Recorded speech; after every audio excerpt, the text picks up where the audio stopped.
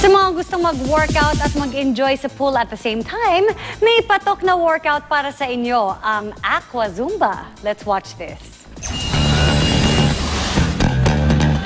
Damang-dama ng init ng summer, lalo na sa pagpasok ng buwan ng Abril. Kaya ang ilan marahil medyo doble hirap at doble lagkit ang pakiramdam sa pag-exercise. Bakit di subukan ang workout na ito?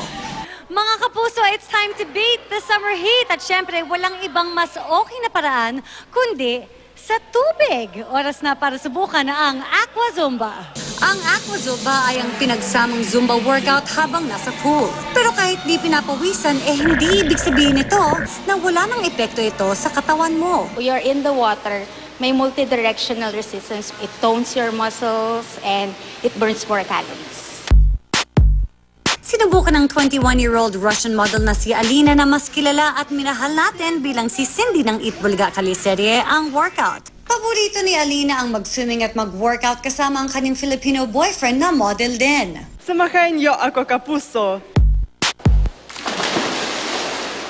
Todo indak at todo ngiti si Alina at ang kanyang mga ka-workout ng ilan ay gaya niya na first-timer din. Ngayon, kamusin na nga natin si Alina, also known as Cindy, kung okay nga ba itong Aqua Zumba. Is it difficult? Is it easy? Do you feel like you get a good workout out of this? For me, it's not really hard because I already worked out before. But, of course, when I left the pool, I feel like my body is tired. I would actually suggest this even for pregnant women. Pregnant women! Because since you're in the water, there's support.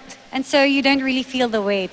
Pero syempre, magpakonsulta muna sa doktor bago simula ng anumang workout. Sa aming pagchichikan pa ni Cindy, nakwento niyang nag-aaral pa rin siya sa Russia kahit pa successful model na siya. Kaya naman, paalala niya.